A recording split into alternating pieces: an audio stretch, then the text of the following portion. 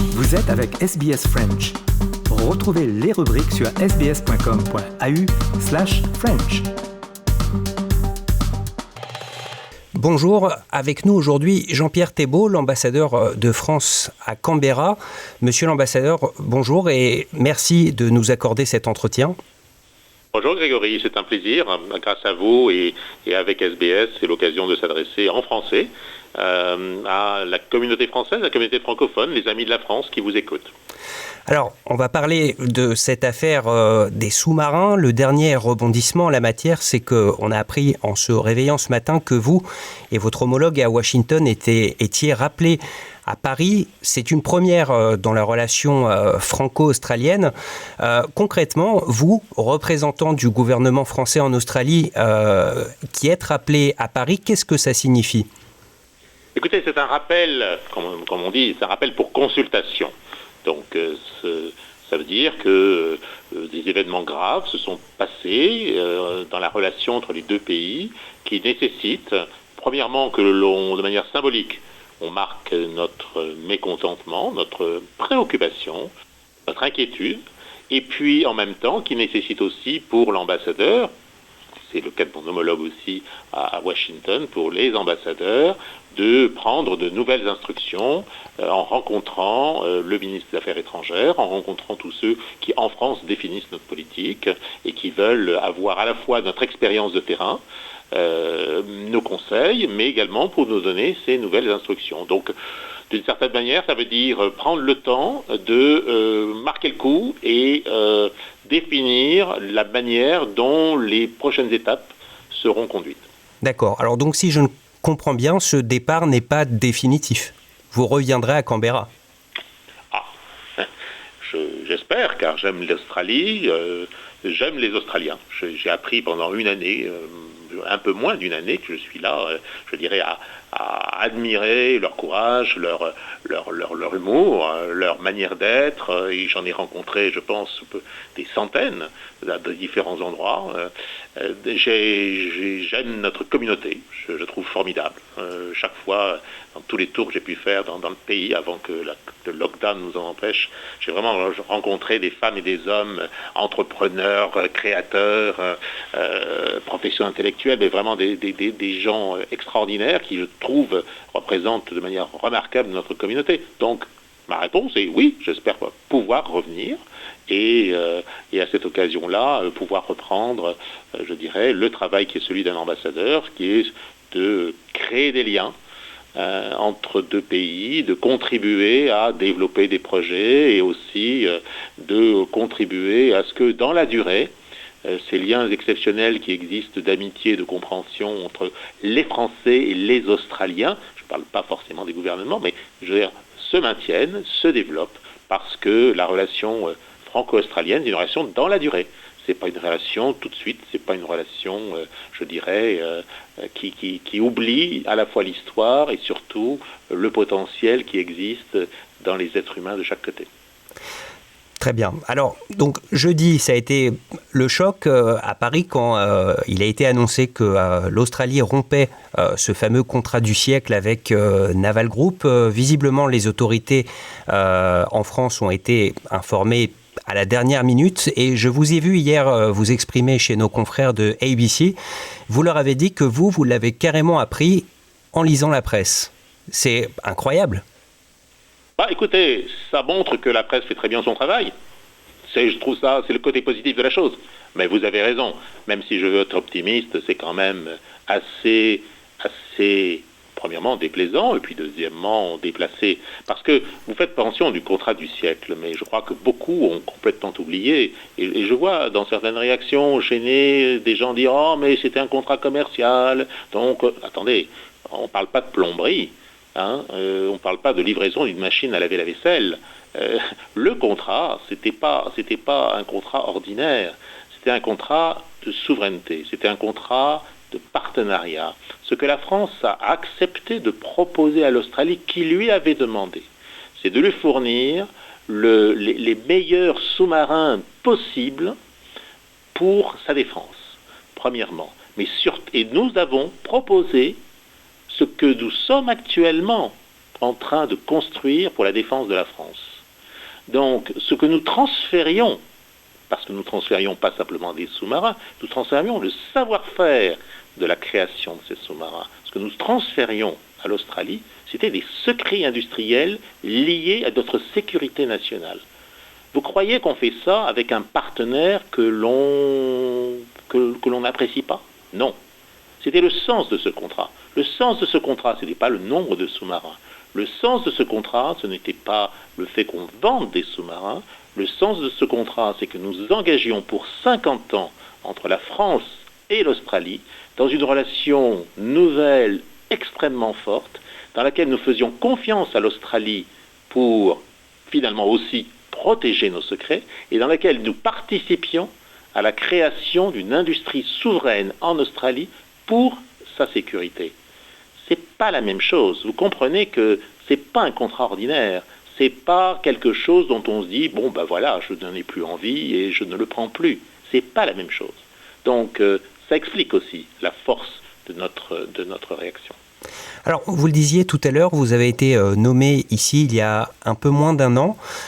Jusqu'à présent, jusqu'à cette affaire, quelles étaient vos relations avec le gouvernement australien et plus largement les autorités australiennes? Excellente, excellente, excellente.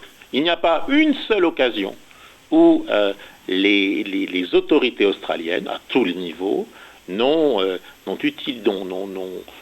exprimé leur satisfaction de la relation avec la France, leur volonté de développer la relation avec la France. Mais la question, c'est pas simplement l'ambassadeur. Moi, je veux prendre vous savez, il faut parler de fait. Et c'est quoi le fait? Il y a 15 jours exactement, le 30 août, se tenait la première réunion ministérielle 2+2, c'est-à-dire le ministre des Affaires étrangères français et australien, le ministre de la Défense français et australien, par des canaux sécurisés, parce qu'on ne peut pas le faire ces temps-ci en direct, pour aborder l'ensemble des sujets de sécurité et de défense entre la France et l'Australie. Le compte-rendu de cette réunion a fait l'objet d'un communiqué dans lequel je note deux choses. Premièrement, l'expression d'une profonde solidarité de la France vis-à-vis de l'Australie, notamment face aux différentes manifestations de coercion économique dont elle fait l'objet. L'expression d'une complète convergence de vues sur tous les principaux sujets de sécurité actuellement en cours. Ça, c'est la première chose.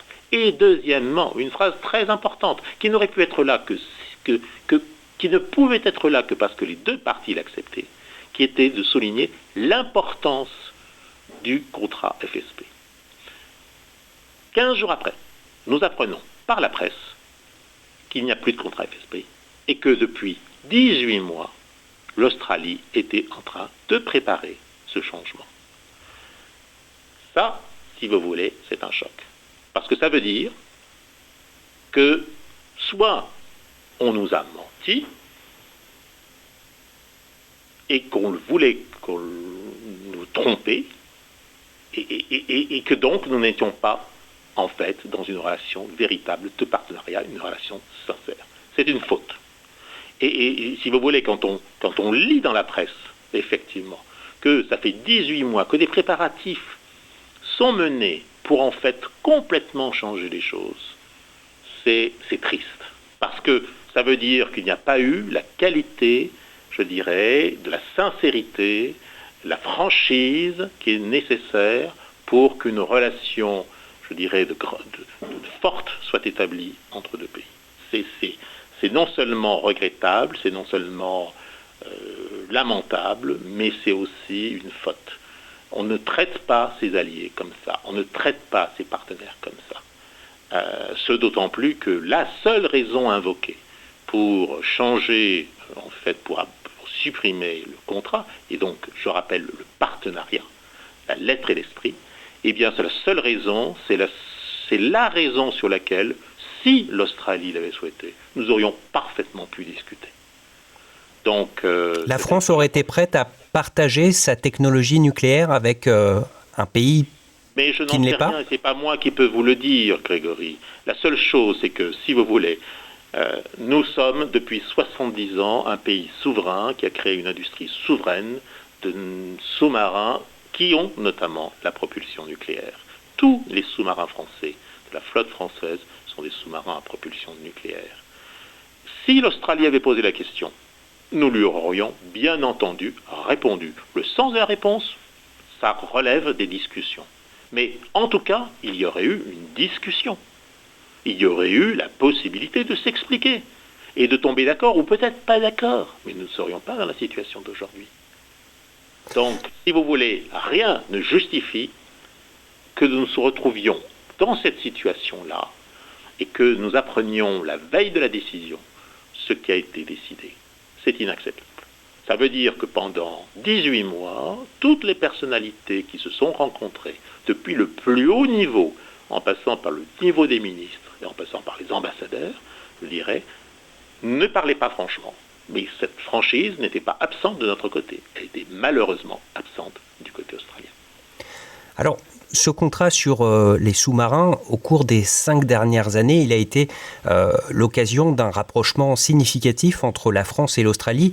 Et ces relations, elles vont bien au-delà des sous-marins. Il y a eu un accord, toujours sur le champ de la défense, un accord de partenariat stratégique qui a été noué entre les deux pays. Il y a également des coopérations dans le domaine universitaire, dans le domaine culturel, des rapprochements, je crois, également entre collectivités. Est-ce que tout ceci est remis en cause? Est-ce qu'il est encore possible de continuer à s'entendre ou c'est vraiment un divorce? Si vous parlez d'un mariage, là, clairement, il y a eu tromperie, il y a eu infidélité, et il y a eu absence de franchise, et ça, ce n'est pas normal quand on est dans une relation, pas de couple, mais en tout cas dans une relation de confiance. Les valeurs que l'Australie et la France s'étaient engagées à porter ensemble, notamment dans la région où ça a une valeur politique essentielle, c'était les valeurs de confiance, de transparence et les valeurs notamment, je dirais, de solidité des alliances. C'est un coup de canif, mais c'est plus qu'un coup de canif dans le contrat. Aujourd'hui, c'est un coup de poignard dans le dos.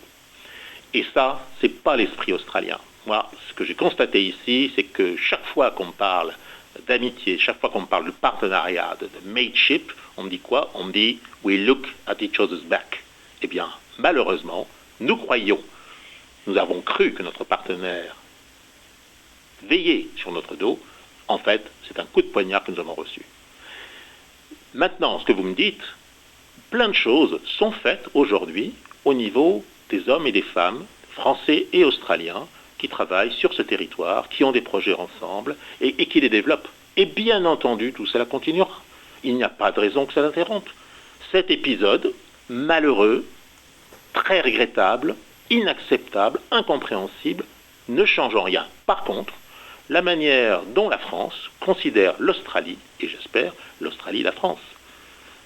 Les Australiens, les Français qui ont des projets ensemble, bien entendu, il faut qu'ils continuent à les développer. Parce que notre relation, elle est fondée sur une histoire commune, elle est fondée sur des souvenirs communs, elle est fondée sur des hommes et des femmes qui en fait créent, développent des choses, et il n'y a pas de raison que ça ne continue pas.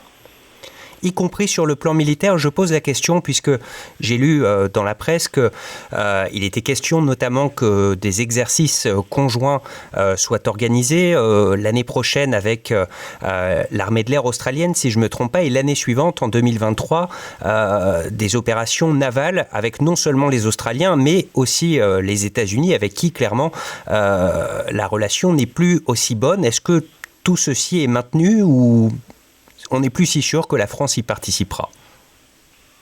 Tout est en train de faire l'objet, comme c'est naturel, d'une évaluation. Mais vous me donnez l'occasion de rappeler que notre partenariat dans le domaine des sous-marins, ce partenariat souverain, ce partenariat pour créer une industrie stratégique ici en Australie, premièrement, donc disparaît mais n'est pas remplacé. Le nouveau projet n'est pas un projet de création d'une industrie souveraine en Australie, c'est donc un changement considérable. Et deuxièmement, pour rappeler que effectivement, depuis plusieurs années, et profitant de l'appel d'air de ce contrat, les relations entre la France et l'Australie, notamment dans le domaine militaire, n'avaient jamais été aussi denses. Personne n'en parle parce que ça s'est installé dans le paysage. Quand d'autres pays font naviguer des navires de temps en temps, on en parle beaucoup plus. Mais nous sommes présents dans l'Indo-Pacifique et nous travaillons et nous avons travaillé avec les Australiens. Maintenant, beaucoup de cela, je dirais, va être réexaminé. C'est évident. C'est évident, à la lumière notamment de la manière dont les choses se sont passées et de la manière dont nous avons été traités. Voilà. Et on en tirera les conséquences nécessaires. C'est aussi l'un des objets d'un rappel pour consultation d'un ambassadeur, c'est de mettre à plat tout et de voir ce qu'il convient de faire. Et donc à ce stade, je ne sais pas, je ne peux pas répondre à cette question. Au-delà de la relation purement franco-australienne, on sait qu'il y a des négociations qui sont en cours pour un accord de libre-échange entre l'Australie et l'Union européenne. La France va prendre la présidence de l'Union européenne très prochainement. Et hier soir, Clément Beaune, le secrétaire d'État aux Affaires européennes, a dit que, au-delà de la France, c'était l'Europe qui avait été trahie par l'Australie et qu'un partenaire en qui on ne peut pas avoir confiance, on ne peut pas continuer à discuter avec lui. Est-ce que cet accord, il est mort-né?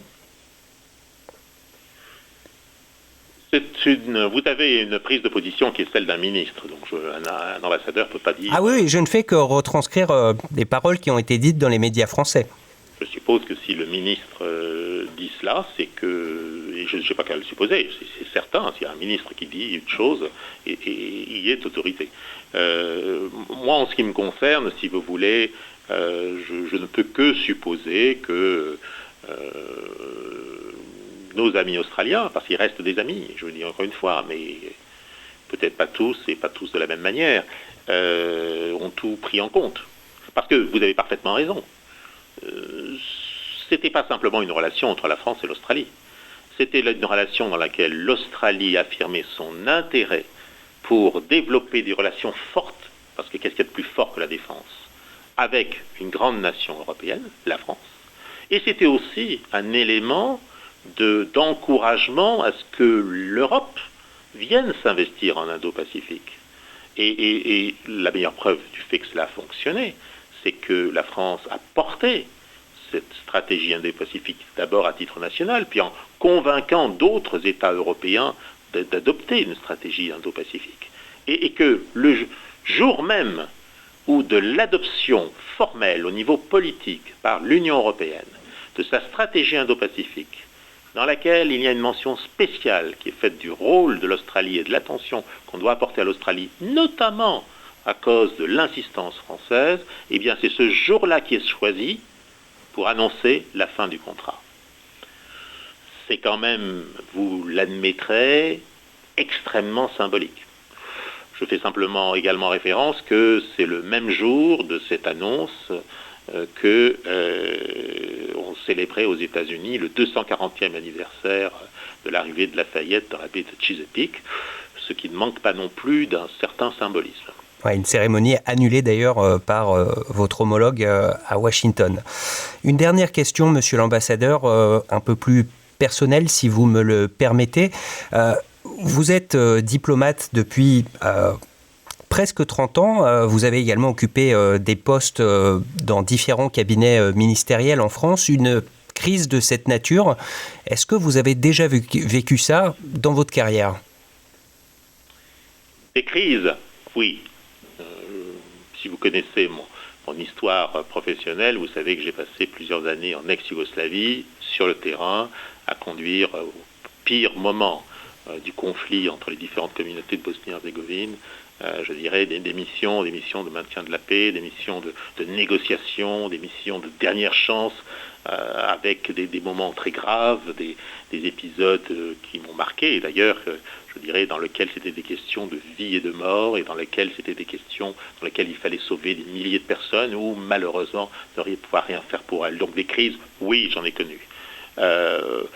Mais c'était des crises dans lesquelles nous apportions notre aide, c'était des crises dans lesquelles tous les hommes et les femmes de bonne volonté en fait se mobilisaient pour résoudre les problèmes qui s'imposaient.